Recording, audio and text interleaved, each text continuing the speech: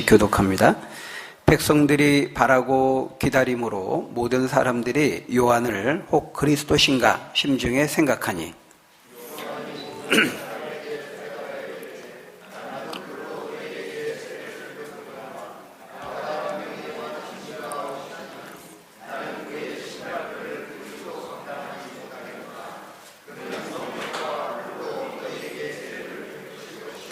손에 키를 들고 자기의 타작마당을 정하게 하사 알곡은 모아 곡간에 들이고 쭉정이는 꺼지지 않는 불에 태우시리라.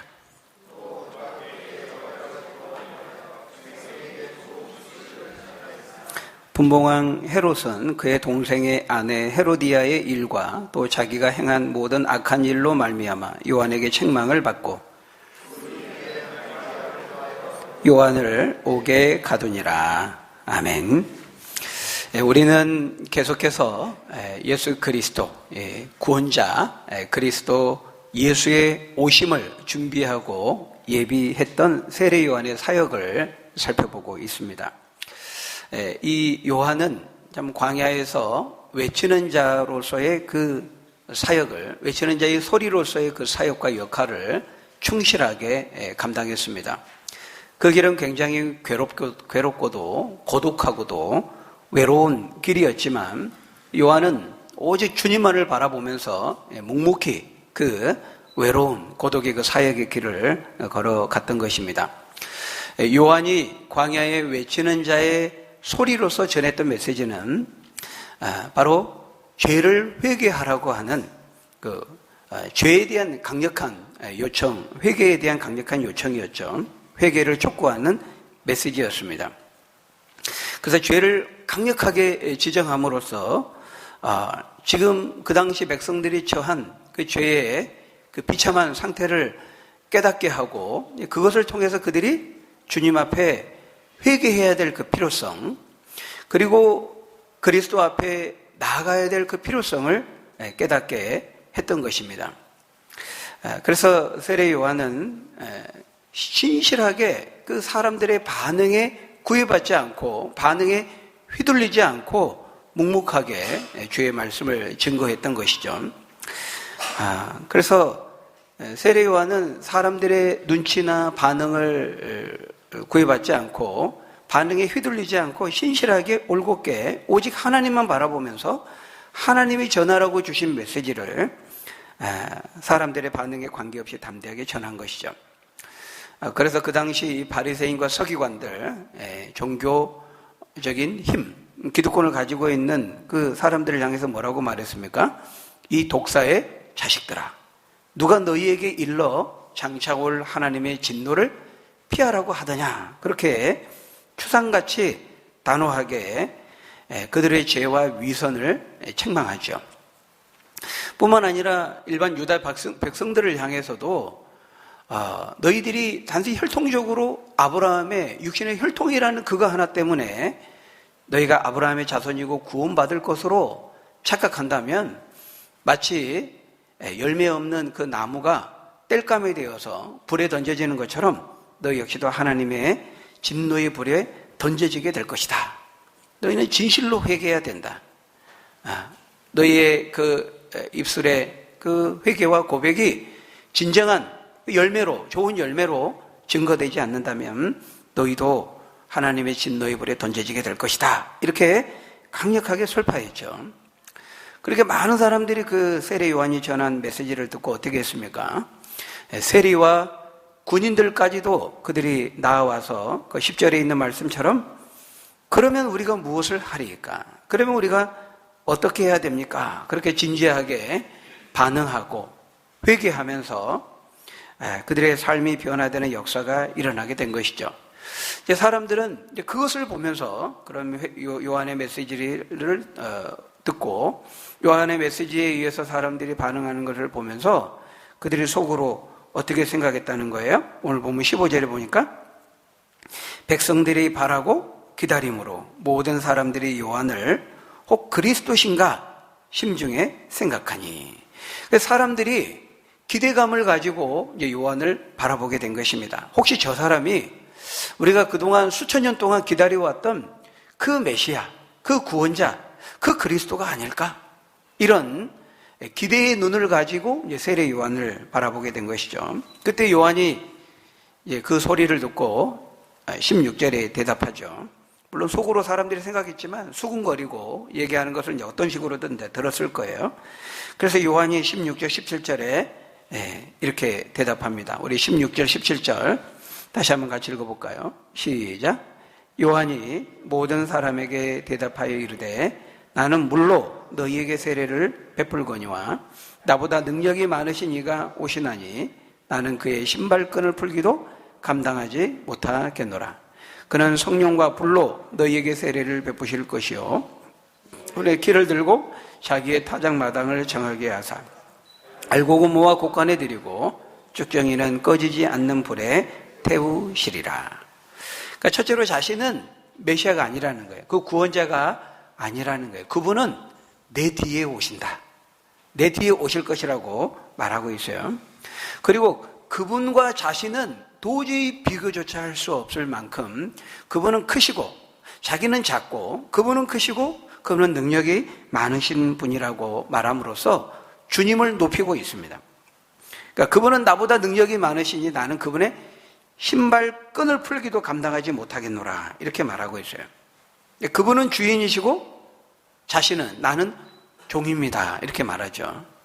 여러분 그 당시에 이 주인의 신발끈을 묶고 푸는 그 일을 했던 사람은 그 당시에 종이나 이제 노예들이 그것을 했습니다. 옛날 우리 식으로 말하면 이제 하인들이죠, 하인들.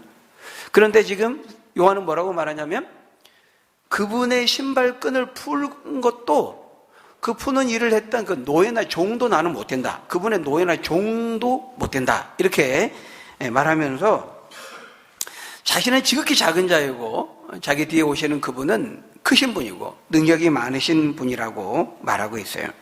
그러면서 자신은 물로 세례를 베풀지만 자기 뒤에 오시는 그 그리스도, 그분은 불과 성령과 불로 세례를 베풀 것이라 이렇게 말하고 있는 것이죠.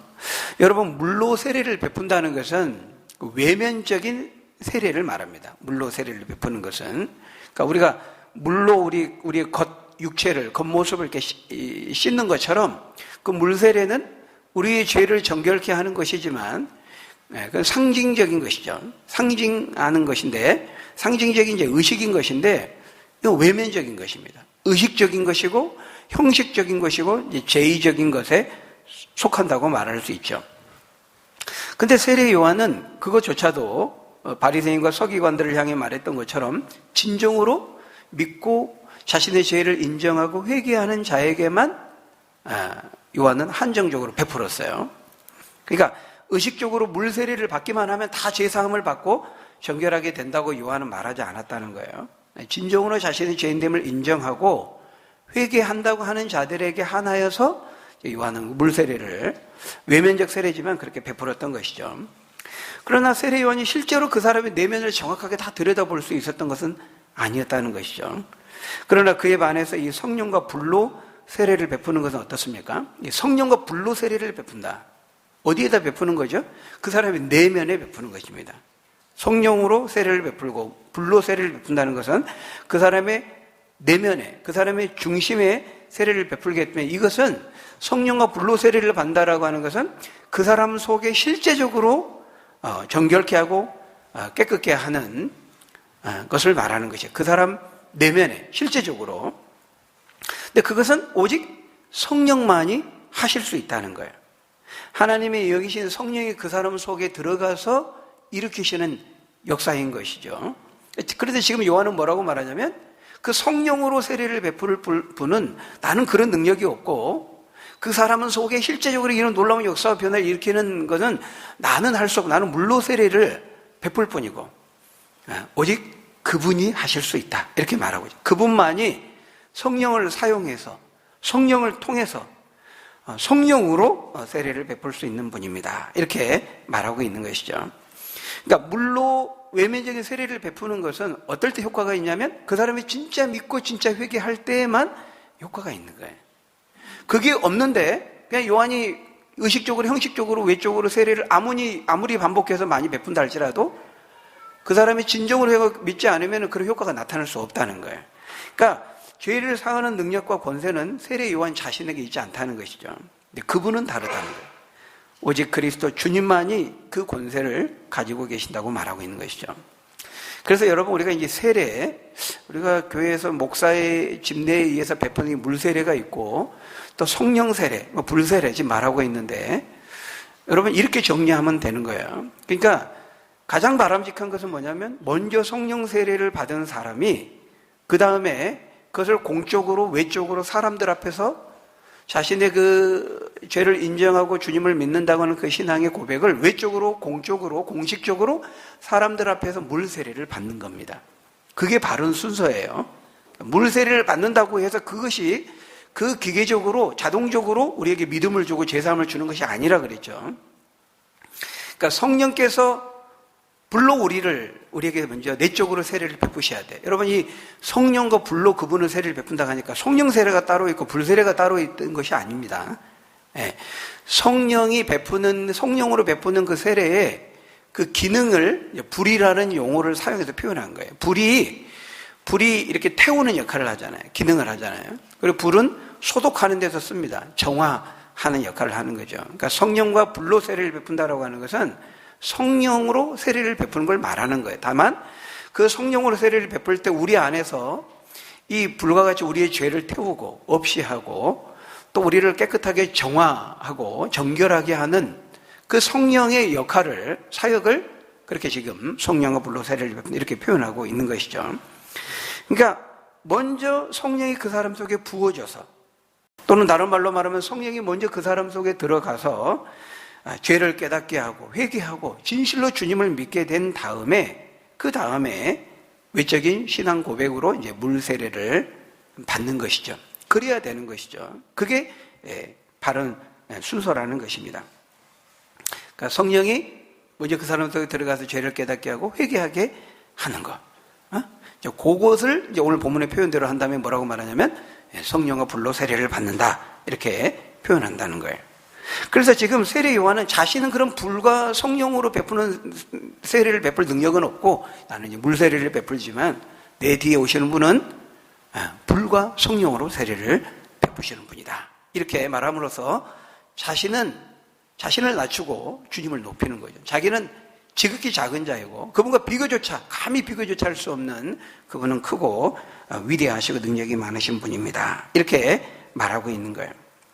이렇게 세례 요한은 철저히 주님 앞에 지금 자신을 낮추고 있는 겁니다. 많은 사람들이 자신을 주목하고 세례 요한에게 나오고 있고, 심지어는 세례 요한을 메시아가 아닌가 할 정도로 그렇게 높이고 있을 때 세례 요한은 그것을 철저히 거부하고 은근히 받아들이면서 자신을 그 사람들의 그런 높임을 수용하고 받아들이는 것이 아니라 나는 메시아가 아니다, 나는 그분이 아니다 이렇게 말함으로써 철저히 주님을 높이고 있고, 자신을 바라보고 자신을 주목하고 있는 사람들의 시선을 돌려서 누구를 향하게 하고 있는 거예요? 손가락을 들어서 저기를 보십시오, 저분을 보십시오, 내가 아닙니다, 나는 그분이 아닙니다 그러면서 사람들의 시선을 돌려서 주님을 바라보게 하고 있는 요한의 모습을 보게 되는 것입니다. 여러분, 이게 항상 이 탁월한 사역자들, 참된 주님의 종들의 모습인 것입니다. 정말 그 사람이 주님의 참된 종이고 사역자라면은 그 사람은 자신을 높이지 않습니다. 주님을 높이게 되는 겁니다. 자신을 드러내고 자신을 높이고 자신을 부각시키는 것이 아니라 사람들에게 주님에 대해서 말해주는 것이죠. 사람들로 하여금 주님을 알게 하는 것이죠. 주님을 생각나게 하고 주님 앞에 나아가야 될 필요성을 깨닫게 하고 주님을 찾게 하고 주님을 만나게 하는 그런 통로의 역할을 하는 것이 바로 이 세례 요한의 사역이에요.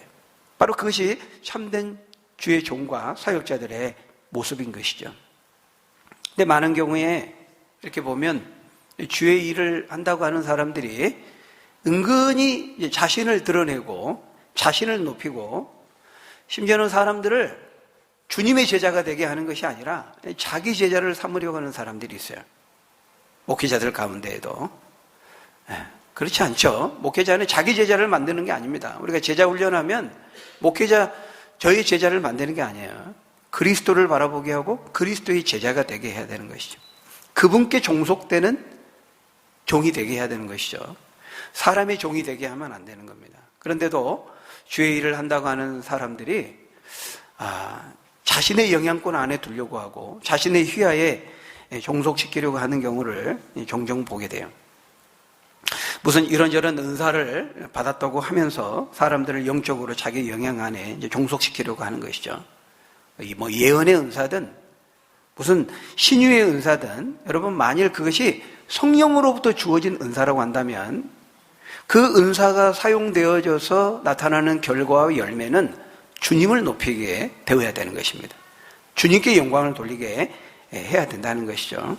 그런데 많은 경우에 자신들을 드러내고 높이고 사람들을 자기 휘하에 종속시키려고 하는 것을 볼 때가 있어요. 둘 중 하나죠. 그런 사람은 거짓 사역자이거나 아니면 자신들이 받았다고 하는 그 은사가 사실은 성령으로부터 주어진 은사가 아니거나 둘 중에 하나입니다. 여러분 그 방언의 은사, 방언 이런 거는요 다른 사교, 이교에도 많이 있어요. 그러니까 어떤 신비한 것이 나타난다고 해서 그것이 무조건 다 성령으로부터 비롯된 것이 아닐 수 있는 겁니다. 우리가 그걸 잘 분별해야 되는 거예요. 왜냐하면 성령으로부터 주어진 은사라면 반드시 성경이 말씀하는 쓰임새를 가지고 열매를 맺어야 돼요. 열매로 알리라 그랬잖아요. 성경은 뭐라고 말하냐면 그 은사가 은사는 성경이 말하는 은사는 성령이 주권적으로 주시는 거예요. 사람이 만들어내거나 사람이 안수를 해서 전달해 주거나 수여하거나 받거나 그런 게 아니고 성령께서 주권적으로 은사를 주세요. 근데 정말 그 성령으로부터 주어진 은사라고 한다면은 반드시 성경이 그 성령에 의해서 은사가 주어질 때 목표한 대로, 목적한 대로 쓰여져야 된다는 거예요. 성경은 뭐라고 말하냐면 로마서 12장, 에베소서 4장, 고린도서 12장부터 14장까지 이 은사에 대해 집중적으로 말씀하시는 성경의 본문을 통해서 하나님께서 교회 안에 성도들의 은사를 주실 때에는 자기의 유익을 위해서 준 것이 아니라고 말하고 있어요. 다른 사람에게 덕을 끼치고 피로 값주고 사신 몸된 교회 공동체를 세우도록 하기 위해서 각 사람에게 또 서로 다른 은사를 주신다고 말하죠. 전부가 다 획일적인 은사가 아닙니다. 모두가 다 방언하는 자겠느냐? 모두가 다 병 고치는 자이겠느냐? 말씀하죠. 그것을 눈, 코, 입, 손, 발 이렇게 말하죠. 몸의 지체에 모두 손이 있고 눈이 있고 입이 있고 다 다른 것처럼. 그러나 손이 있고 눈이 있는 것은 자기의 지체의 유익을 위한 것이 아니라 손은 계속 이렇게 들고 막 하고 더러운 것도 만지죠. 손은 그렇게 함으로 자기의 유익은 하나도 없어요. 몸을 유익하게 하는 겁니다. 이렇게 성경이 말씀하는 성령으로부터 주어진, 성령으로부터 받은 주님이 주신 그 은사라면 성경이 말씀하는 그런 유익과 기능과 목적에 맞게 사용되어져야 된다는 것이죠. 그래서 주님을 높이게 되는 거예요. 주의 몸된 교회를 세우고 높이게 되어야 된다는 것이죠. 여러분 베드로와 요한이 성전 미문에 태어나면서부터 걷지 못해서 앉아있던 사람을 그리스도의 이름으로 고치죠. 그때 어떻게 합니까? 은과 금은 내게 없거니와 내게 있는 것으로 너에게 주느니 곧 나사렛 예수 그리스도 이름으로 걸어라 이렇게 선포하니까 그가 일어나 걷게 됩니다. 많은 사람들이 그걸 보면서 놀라죠. 그리고는 누구를 주목합니까? 베드로와 요한을 주목합니다. 저들이 저런 능력이 있구나. 그 놀라운 광경을 보면서 그 놀라운 능력의 원천이 저 베드로와 요한 안에 있는 것을 생각하고 베드로와 요한을 주목하죠. 그때 베드로와 요한이 어리석은 자들이요. 왜 우리를 주목하느냐? 우리가 한 것이 아니고 너희들이 십자가에 못 박은 나사렛 예수 그리스도의 이름의 능력이 이렇게 하였느니라. 그렇게 말하면서 의도하지 않게 하나님의 영광을 자신들이 가로채게 될까봐 두려워하고 있는 모습을 우리가 볼 수 있어요. 여러분 나중에 사도행전 14장에 보면 바울과 바나바가 나오는데 그것도 똑같아요. 바울과 바나바도 사도행전 14장에 보면 루스드라에서 전도하다가 태어나면서부터 걷지 못한 자를 이제 그리스도의 능력으로 이렇게 세우게 됩니다. 그때 그걸 보고 많은 무리들이 소리를 칩니다. 신이 나타났다. 신이 우리에게 내려왔다. 제우스와 헤르메스 신이 사람의 형상을 가지고 내려왔다 그러면서 바울과 바나바 앞에 엎드리면서 절하면서 제사하려고 하죠. 신처럼 섬기려고 합니다. 그때 바울과 바나바가 어떻게 합니까? 아이 뭐 그 정도 가지고 그러세요. 뭐 이랬나요? 아니죠. 바울과 바나바가 옷을 찢으면서 만류하면서 소리쳤습니다. 절대 그러면 안 됩니다. 우리가 여러분에게 이렇게 복음을 전하는 것은 바로 이거 하지 말라고. 사람들을 필요 이상으로 섬기고 우상 숭배하고 이렇게 하지 않도록 하기 위해서 우리가 복음을 전한 겁니다. 살아계신 하나님, 만물의 주인 되신 하나님이 이렇게 하신 것입니다. 그러면서 그들의 눈을 자기들에게서 거두어서 그 시선을 하나님을 향하도록 하고 있는 것을 볼 수 있는 것이죠. 여러분, 이와 같이 항상 참된 주의 사역자들은, 종들은 언제나 주를 높이고 사람들로 하여금 주님을 바라보도록, 주님을 알도록 그렇게 한다는 거예요. 그런 점에서 여러분은 어떻습니까? 여러분이 주의 사역자들입니까? 앞에서 영혼들을 섬기는 직분자들입니까? 그렇다면 조심해야 됩니다. 마땅히 하나님께 돌려줘야 될 이 영광이 내가 가로채지 않도록, 그런 일이 없도록 우리가 주의해야 된다는 거예요. 목회자인 제 자신을 비롯해서 영혼들 앞에 섬기는 이들은 항상 주의해야 됩니다. 누구든지 그럴 수 있거든요. 여러분, 헤롯 왕은 사람들 앞에서 무리들 앞에 연설하니까요, 무리들이 막 소리쳤습니다. 헤롯. 이건 사람의 소리가 아니야. 신의 소리야. 하나님의 소리야. 그렇게 외쳤을 때 헤롯이 어떻게 했어요? 그 영광을 성경에 보면 하나님께 돌리지 않고 마땅히 자신이 취해야 될 영광으로 당연시 여겨 받아서 나중에 그거 어떻게 죽었죠? 충이 먹어서, 벌레가 먹어서, 벌레가요 온몸을 다 갉아먹어서 비참하게 죽게 되죠. 하나님의 영광을 도적질한 자의 말로가 무엇인지를 우리에게 보여주는 것입니다. 우린 절대로 그렇게 되어서는 안 돼요. 죄 일을 하면서 주님께 영광을 돌려줘야 돼요. 세례 요한이 요한복음 3장 30절에서 뭐라고 말했습니까? 그는 흥하여야 하겠고 나는 쇠하여야 하리라, 이렇게 말했습니다. 그래서 우리 자신도 하나님의 영광을 취하지 않도록, 취하지 않는가 늘 살펴야 되고요. 또 사역자들도 우리가 잘 분별해야 돼요. 뭔가 어디서 뭐 신기한 건 뭔가 나타났다 그러면 앞뒤 따져보지 않고 따라다니고 쫓아가고 그러면 안 되는 거예요. 여러분, 먹든지 마시든지 무슨 일을 하든지 항상 주님께 영광 돌리고 하나님의 영광을 위해서 하시는 저 여러분들이 다 되시기를 주님의 이름으로 간절히 축원합니다. 여러분, 한 가지만 더 살펴보겠습니다. 주를 높이는 자, 주를 높이는 자는 또한 동시에 주의 말씀을 높인다라고 하는 것입니다. 방금 우리가 살펴본 것처럼 참된 사역자들은 주님을 높이죠.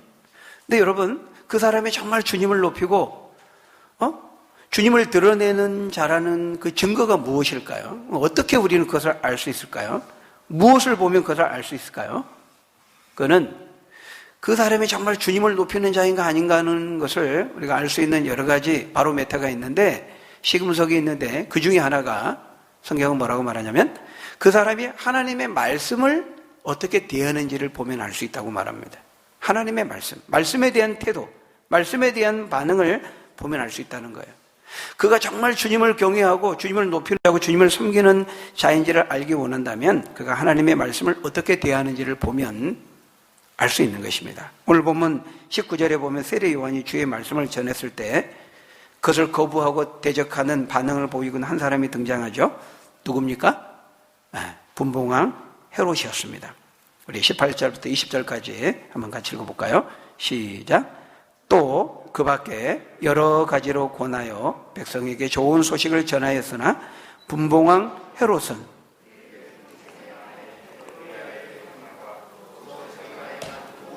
간 일로 말미암아 요한에게 책망을 받고 그 위에 한 가지 악을 더하여 요한을 옥에 가두니라. 여러분, 여기 보니까요, 세례 요한이 전한 그 메시지를 무엇으로 표현하고 있습니까? 그가 뭘 전했다고 말하고 있어요? 좋은 소식을 전했다, 이렇게 말하고 있습니다. 여러분, 요한이 좋은 소식 전한 거 맞습니까? 요한이 광야에 외치는 자의 소리로서 뭘 전했다고요? 그가 전한 메시지의 내용이 뭐였죠? 회개하라는 것이었습니다. 너희는 죄인들이고 그 죄를 회개하지 않으면 하나님의 진노와 심판을 받을 것이다. 마치 땔감이 불에 다 태워지는 것처럼 너희가 회개하지 않으면 너희 그 안에 있는 죄로 말미암아서 하나님의 진노와 심판의 불에 던져지게 될 것이다. 이렇게 말했거든요. 좋은 소식 맞습니까? 듣기에는 전혀 안 좋은 소식 같은데. 죄, 하나님의 진노, 심판, 지옥불. 듣기에 좋은 말은 하나도 없었습니다. 그런데 왜 좋은 소식을 전한다고 말할까요? 그것을 듣고 받아들이는 자에게는, 그리고 회개하고 돌이키는 자에게는 너무 좋은 소식이 되는 거예요. 근데 이 굉장히 좋은 소식인데 그것을 끝까지 해로처럼 거부하고 받아들이지 않는 자에게는 좋은 소식이 안 되고 심판의 소식이 될 수 있는 것이죠. 그래서 여러분, 우리가 하나님 말씀을 들을 때요, 하나님 말씀의 성격이 그렇습니다. 우리는 죄인들이기 때문에 본성적으로 하나님 말씀을 좋아하지 않아요. 우리는 안에 죄가 있기 때문에 하나님 말씀을 이렇게 바른 말, 옳은 말, 거룩한 말씀을 들으면요, 거부감이 생겨요. 왜냐하면 우리 안에 이 죄된 본성이 있기 때문에요. 그게 이제 우리의 본성입니다. 왠지 막 귀에 거슬리고 듣기 싫고, 근데 분명히 이게 사실이거든요. 진리거든요. 진실이거든요. 그것을 받아들이면 그 사는 길이 열리는 겁니다. 듣고 받아들이고 돌이키면 사는데, 죽음에서 건져지고 구원을 받고 이렇게 되는데, 우리의 본성은 하나님의 말씀이 부담스러워요. 듣기 거북하고 귀에 거슬리고, 하나님의 말씀 속에 책망의 요소가 있거든요. 이렇게 진노, 심판, 죄를 지적하는 거. 책망을 들으면 사람들이 기분이 별로 좋지 않습니다. 칭찬은 고래도 춤추게 한다는데, 근데 성경은 이 축복의 말씀만 있는 것이 아니라 이 징계와 경고와 책망의 말씀, 이 비판의 말씀이 있거든요. 여러분, 사람들도요, 사람들 간에도 누군가가 막 바른 말, 옳은 말 하잖아요. 그럼 어떻습니까? 아, 참 맞는 말이야. 그래, 나 참 너무 부끄럽다. 내가 이제부터라도 그렇게 해야지. 잘못을 받아들이고 그렇게 합니까? 안 그렇죠? 아유, 니 잘났다. 아이고, 그래, 너 잘났다. 뭐 이렇게 우리는 이게 본성적으로 이게 우리의 죄된 본성이라는 것이죠. 여러분, 스가랴 7장 9절에 12절에 보면 이렇게 스가랴 선을 통해서 말씀하는데요. 한번 같이 읽어볼까요? 시작. 만군의 여호와가 이같이 말하여 이르시기를, 너희는 진실한 재판을 행하며 서로 인애와 긍휼을 베풀며 과부와 고아와 나그네와 궁핍한 자를 압제하지 말며 서로 해하려고 마음에 도모하지 말라 하였으나 그들이 듣기를 싫어하여 등을 돌리며 듣지 아니하려고 귀를 막으며 그 마음을 금강석 같게 하여 율법과 만군의 여호와가 그의 영으로 옛 선지자들을 통하여 전한 말을 듣지 아니하므로 큰 진노가 만군의 여호와께로부터 나왔도다. 하나님께서 너희들 그렇게 하면 안 돼. 너희들 그렇게 하면 이렇게 된다. 결과가 이렇게 돼. 이렇게 하나님이 많은 옛 선지자를 통해서 끊임없이 말씀하시고 경고하셨다는 거예요. 근데 사람들은 듣기 싫어하는 거예요. 안 들은 거예요. 금강석 같은 마음이라는 건 뭐냐면, 금강석은 숫돌을 말합니다. 칼을 가는 아주 강한 돌이죠. 사람의 마음이 이 금강석 같은 마음, 완악한 마음, 강팍한 마음을 가지고 있어서 하나님이 여러 선지자를 통해서 여러 경우를 통해 말씀해도 듣지를 않는다는 거예요. 여러분, 이게 바로 사람들의 본성이라는 거예요. 사람들은 본성적으로요, 하나님 말씀 별로 듣고 싶어 하잖아요.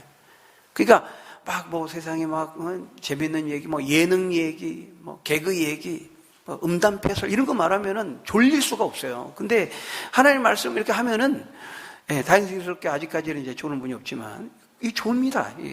본성하고 안 맞거든요. 여러분, 돼지의 본성은 뭐예요? 깨끗한 걸 싫어해요. 우리를 깨끗하게 청소해주고 깨끗하게 좀 살아라 그러면은 막 스트레스 받아, 돼지가. 그래서 막 똥 싸고 바로 막 뒹굴고 막 이래버려요. 돼지의 본성에 부합한 거거든요. 돼지에게 진주를 주지 말라고 주님 말씀하셨잖아요. 여러분, 오늘 본문에 나오는 헤롯도 보십시오. 헤롯도 마찬가지입니다. 여러분, 여기에 나오는 헤롯은 헤롯 안디바라 그랬죠. 헤롯 안티파스. 근데 거기 그 19절에 뭐라고 말씀합니까? 그의 동생의 아내 헤로디아의 일과 그랬는데, 여러분, 이게 이 헤로디아의 일이 뭐죠? 그러니까 이 헤롯 안디바가요, 이복 동생 빌립 헤롯이 있었어요. 헤롯 빌립. 근데 그 이제 이복 동생이에요. 엄마가 다른 거죠. 근데 이 이복 동생의 빌립의 아내가 헤로디아였는데 이 동생의 아내를 빼앗은 겁니다. 불륜을 행한 거예요. 그래서 세례 요한이 하나님의 율법과 말씀에 비추어서 그거 잘못되었다 이렇게 이제 말한 것이죠. 바른 말을 한 것입니다. 그러니까 이 헤로드 왕이 하나님의 말씀에 비춰서 내가 참 잘못했구나 회개하고 돌이키는 것이 아니라 어떻게 했어요? 감옥에 가둬버렸습니다. 백성들에게 세례 요한이 영향력이 점차 늘어나고 요한의 말이 퍼지지 못할 감옥에 가둬버린 것입니다. 여러분, 이렇게 참 인간의 악함이라는 것은요, 자신의 죄와 잘못을 인정하거나 받아들이지 않습니다. 이렇게 말해주면 받아들이고 깨닫고 돌이키면 그게 살 길이 열리는데 인간은 그렇지를 못해요. 오늘날에도 우리가 늘 보지만 죄를 범하고 이렇게 뉴스에 나오고 뭐 검찰에 출두하는 사람 중에서 인정하는 사람 못 봤죠. 없습니다. 뭐 재판이 이제 불리해지니까. 그렇죠. 아무튼 이 헤롯도 돌이키지 않는 거예요. 근데 여러분, 여기서 우리 요한은 이렇게 분명하게 세상의 권력자, 통치자인 헤롯을 향해서 단호하게, 담대하게 하나님의 말씀에 비추어서 지금 잘못을 지적하고 있는 것을 우리가 보고 있어요. 책망하고 있습니다. 세상 권력자 왕을 책망하고 있어요. 여러분, 오늘날에도 하나님의 말씀을 맡은 자들 역시 이렇게 해야 되는 것입니다. 하나님의 말씀을 맡은 자들이 하나님의 말씀에 비추어서 세상의 죄를 지적하고 그건 죄를 죄라고 말하고 틀린 것은 틀린 것이라고 말하고 잘못된 건 잘못된 것이라고 말해야 되는 것이죠. 세상 사람들의 반응이 두려워서 사람들의 눈치를 보면서 그들이 듣고 싶어하는 말만 하면 안 되는 것입니다. 여러분, 오늘날 우리 대한민국의 대통령을 비롯해서 뭐 정치인들, 여당이든 야당이든 박사든 교수든 관계없이 그들이 하나님의 말씀을 대적하고 하나님의 말씀과 반하여서 말하거나 행동하는 것에 대해서 설교자는 하나님의 말씀을 근거로 해서 비판할 수 있어야 됩니다. 바른 책망의 말을 해줄 수 있어야 된다는 것이죠. 그래야 무엇이 성경적으로 바른 것인지 그렇지 않는 것을 알 수 있기 때문에 그래요. 요한은 세상의 통치자인 헤롯을 향해서 좋은 말을 하고 아부의 말 하지 않았어요. 오히려 비판하고 책망했습니다. 당신 그렇게 하면 안 된다. 당신 그렇게 하는 거 죄다. 당신 왕인데 그러면 되느냐? 백성들이 보고 안 좋은 선례를 남기고 백성들이 그걸 본받고 따라하지 않느냐? 그러면서 지적한 것이죠. 그래서 오늘날에도 여러분, 우리나라에 이렇게 우리가 영적으로 상당한 지금 위기의 시기다 이렇게 진단합니다. 동성애를 이렇게 지지하고 찬성하는 이 차별금지법을 제정하려고 하는 그런 시도들이 정치인들 가운데 끊임없이 지금 몇 년 동안 계속해서 지금 시도되고 있는 상황입니다. 여러분, 하나님께서 우리 인간을 하나님의 형상대로 만드시면서 허락하신, 천부적으로 허락하신 것이 뭐냐면 그 인권과 자유입니다. 인권과 자유. 근데 이것을 제도적으로, 법적으로 거부하고 인정하지 않고 짓밟고 유린하는 체제가 사회주의, 공산주의입니다.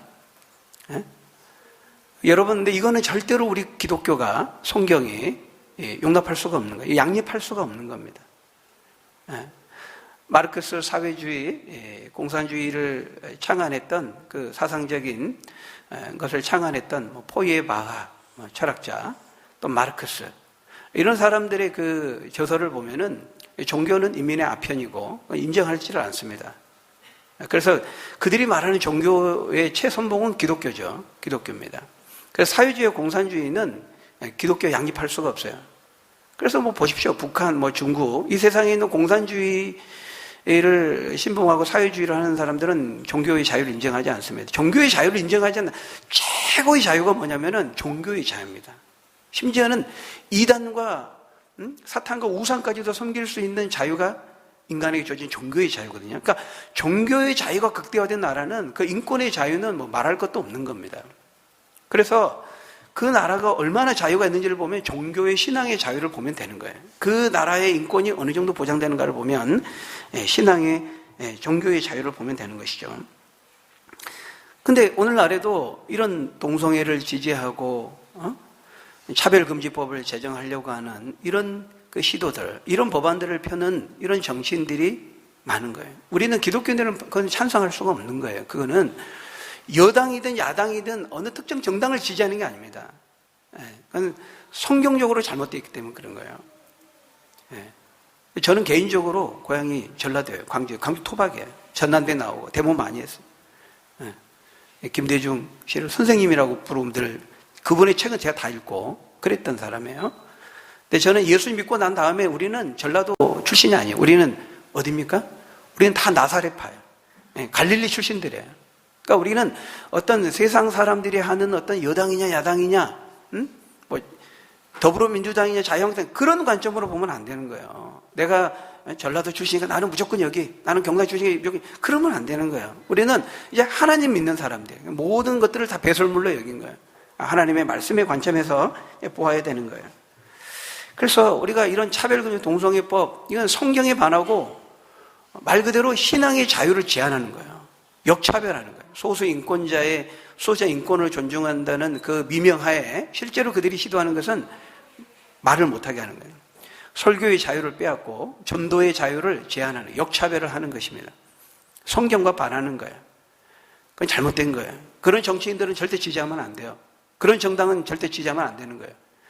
이런 얘기를 이제 교회 안에서 하게 되면 왜 목사님이, 왜 교회가 이런 정치 얘기합니까? 이렇게 생각하는 분들이 있어요.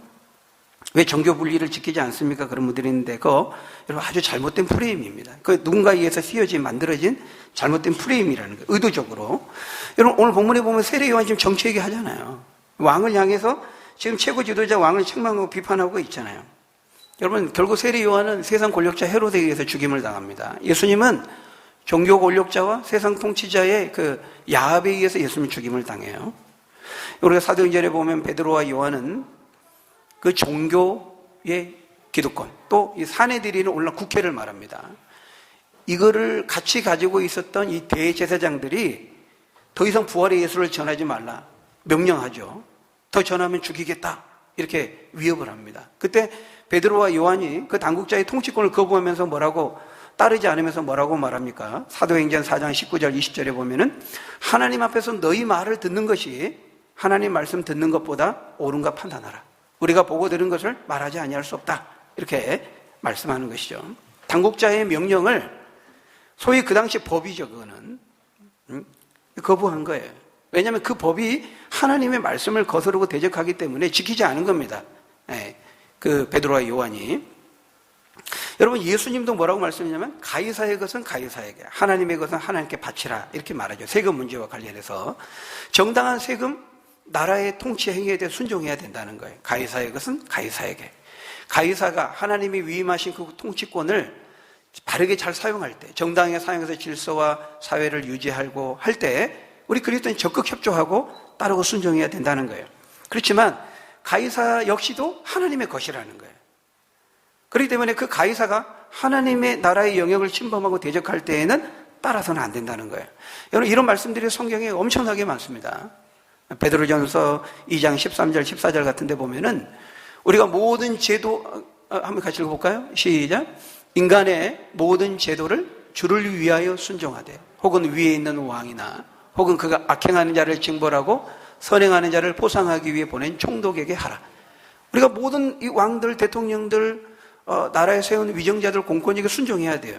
그들이 하나님의 말씀에 비추어 정당하게 하나님이 위임하신 권세를 사용할 때, 악을 행하는 자를 징벌하고 선을 행하는 자를 포상하는 그런 통치 행위를 할 때는 적극 순종해. 그러니까 모든 제도를 주를 위하여 순종하라고 말하고 있어요. 우리가 주 안에서 부모에게 순종해야 되시지, 주를 위해서, 주 안에서 우리가 통치 권력자들에게 순종을 따라야 된다는 것이죠. 근데 여러분 그런 점에서요, 지금 헤롯은 하나님이 위임하신 권세를 악용하는 거예요. 잘못 사용하는 거예요. 이건 따라서는 안 되는 것이죠. 그러니까 여러분 이 종교 분리라는 것을 오늘날 우리가 너무 잘못 알고 있어요. 종교 분리라는 게 뭐냐면 정치와 종교를 간섭하지 말라는 거거든요. 근데 이게 누가 어디서 나온 거냐면 종교 개혁자들, 우리 믿음에서는 종교 개혁자들이 주장한 거거든요. 근데 어떤 배경에서 주장한 거냐면, 여러분 오늘날 같은 그런 배경이 아닙니다. 교회 안에서 절대로 정치액이 나라의 통치자나 악을 행하고 독재를 행하고 하나님의 말씀을 대적하는 걸 해도 절대 말하면 안 된다. 그런 의미의 정교분리가 아니에요. 이 정교분리는 정치적인 권력이 개인의 신앙의 자유를 절대로 침해하거나 제한해서는 안 된다고 말하는 의미에서 정교분리를 얘기한 거예요. 종교개혁자들이. 교황의 권력으로 국가의 그 통치자의, 세상 통치자인 그 군주의 그 권력의 힘으로 신앙의 자유를 빼앗고 핍박했거든요. 그 교황도 그 당시에 이 종교개혁자들을 이단으로 몰고 막 핍박했잖아요. 이 세상 통치 권력에 의해서 개인의 신앙의 자유가 절대로 빼앗기거나 간섭받거나 제한해서는 안 된다는 의미에서 정교분리를 얘기한 겁니다. 교회 안에서 설교자는 하나님의 말씀에 비춰서 어떤 것도 누구를 눈치 보지 않고 전해야 돼요. 설사 그 안에 대통령이 예배를 드리고 있어도 그 눈치를 보면 안 되고 하나님의 말씀을 통해서 전해야 되는데, 차별금지법이 제정이 되면 바로 그냥 잡혀가는 겁니다. 동성애 죄입니다이면 잡혀가는 거예요. 실제로 지금 유럽이나 외국에서 시행되고 있는 겁니다. 이거는 아닌 것이죠. 그런 의미의 정교분리가 아니에요. 정교분리라는 개념이 오늘날 우리가 갖고 있는 정교분리 개념이 언제부터 생긴 거냐면 일제시대 때 생긴 거예요. 일제시대 때. 그 신사참배하도록 일제가 막 강요하고 하니까 교회는 목사님들이 설교하면서 하면 안 된다, 따르면 안 된다 얘기한 거거든요. 그러니까 일본 제국주의 그 순사들이 교회 안까지 돌아와가지고 예배 드릴 때 돌아와가지고 감시한 거예요. 종교 얘기, 신앙 얘기만 하고 절대로 정치 얘기, 국가 얘기, 나라 얘기, 사회 얘기 하지 말라고 한번 잡아갔잖아요. 그때부터 정교 분리가 그 일제에 의해서 주장된 겁니다. 여러분, 우리나라 그 복음이 처음에 들어왔을 때 독립운동을 했던 주도적인 세력이 다 누구였어요? 다 예수 믿는 사람들이었습니다. 예수 믿는 사람들이 독립운동 했거든요. 그 독립운동이 뭡니까? 정치 활동이지. 예. 일본의 압방된 그 일본 국가에 의해서 이 주장된 모든 그 정치 권력에 대해서 한 거하고 인정하지 않고 독립운동이 다 정치 활동 아닙니까? 국가 활동 아닙니까? 교회 안에서 정치적인 얘기를 하면 안 된다, 목사가 하면, 그건 여러분 아주 잘못된 프레임입니다. 성경적이지도 않고 교회 역사 속에서 없었던 것이고, 정교분리에 대한 본래의 개념은 신앙의 자유를 그 누구도 무엇도 어떤 권력도 빼앗거나 제한을 간섭해서 안 된다는 의미에서 정교분리지, 교회 안에서 정치 얘기하면 안 된다, 그런 의미는 아닌 거예요. 물론 여러분, 그렇다고 해서 교회 안에서 목회자, 설교자가 세속 정치에 깊이 막 관여한다든지 어떤 특정 누구 정치인을 지지하고 어떤 정당을 밀고 그래서 그렇게 그 권력을 잡으면 교회의 어떤 이권을 바라고 그런 세속 정치를 교회가 해도 된다는 말은 아니에요. 그거는 아니죠. 성경 안에는요, 우리의 영혼의 신앙의 구원, 먼저 그의 나라와 의를 구하는 것을 가장 우선적으로, 가장 본질적으로, 가장 중요하게 성경이 말씀해요. 설교자가, 목회자가 해야 될 가장 우선적인 사역이죠. 근데 성경 안에는요, 영혼 구원에 관련된 말씀만 있는 게 아닙니다. 우리가 말씀드렸죠. 성경은 크게 두 가지를 말씀해요. 하나는 어떻게 하면 예수님을 믿고 구원을 얻게 되는가. 하나님을 알 수 있는 게 이게 첫 번째고, 두 번째는 예수를 믿는 백성으로서 어떻게 살 것인가, 하나님 나라의 시민으로 어떻게 살 것인가, 이 땅을, 그 두 가지를 말하고 있는 거예요.